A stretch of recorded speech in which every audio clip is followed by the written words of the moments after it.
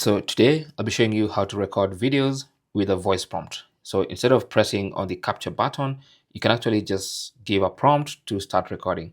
So to make sure that's enabled, you want to go to your glasses settings, go to voice, make sure voice controls is turned on. Now with voice controls turned on, just put on your glasses and then without touching the phone, just say, "Hey Meta, record video." And it's going to start recording at the current resolution. And when you're done, you can say, "Hey Meta, stop recording." There you go.